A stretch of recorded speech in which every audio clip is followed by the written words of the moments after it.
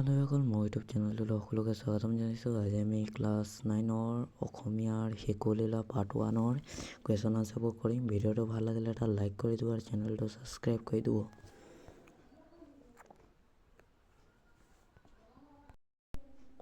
প্ৰশ্নৱালী অতি চমুৰ প্ৰশ্ন উত্তৰ লিখা। কৃষ্ণগীত গাওঁতো সুন্দৰী কৃষ্ণগীত গোৱা সুন্দৰীগৰাকী কোন?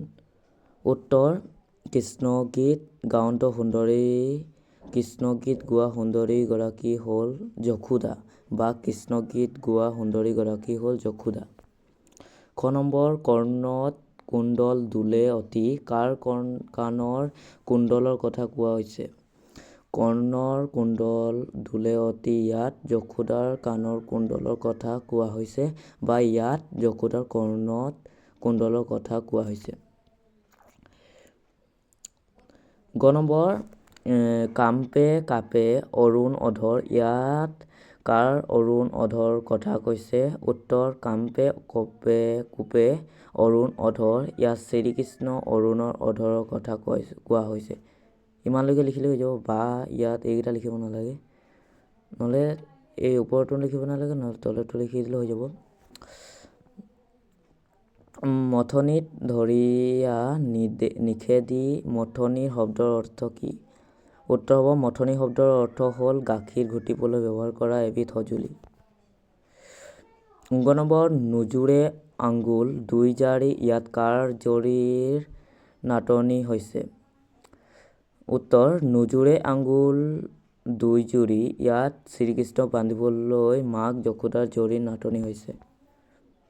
প্ৰথম নম্বৰ ৰুণ-জুণ কেওঁৰ কংগন কাৰ কেওঁৰ কংগন ৰুণ-জুণ শব্দৰ কথা ইয়াত কোৱা হৈছে? উত্তৰ ৰুণ-জুণ কেওঁৰ কংগন ইয়াত যশোদাৰ কেওঁৰ কংগনৰ ৰুণ-জুণ শব্দৰ কথা কোৱা হৈছে। ২ নম্বৰ শিশুলীলা পাঠটিৰ ফুটি উঠা শ্ৰীকৃষ্ণৰ মানৱীয় ৰূপৰ বিষয়ে নিজৰ ভাষাৰে লিখা।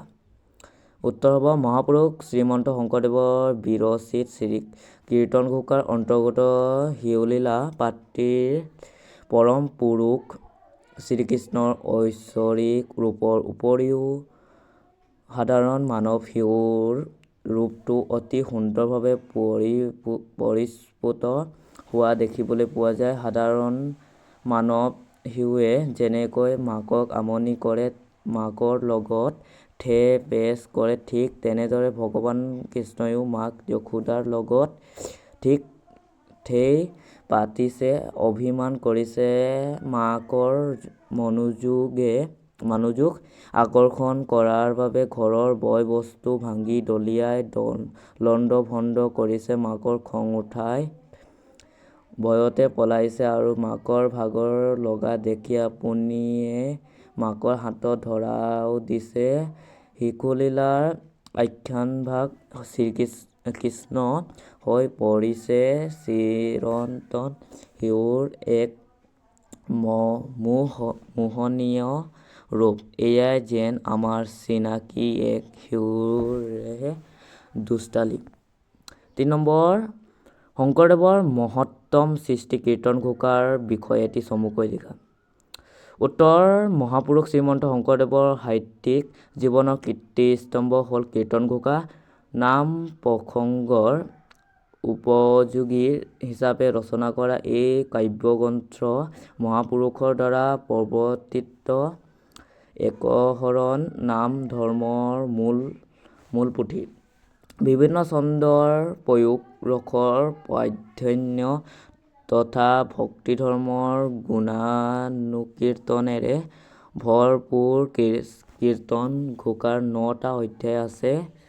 সাহিত্যিক গুণেৰে সমৃদ্ধ কীৰ্তন ঘোষাই ভক্তিৰসৰ ফল্গুধাৰা নিৰীক্ষণ কৰাৰ উপৰি আমাৰ সমাজৰ জনসাধাৰণৰ মনতো এক বিশেষ স্থান অধিকাৰ কৰি আহিছে।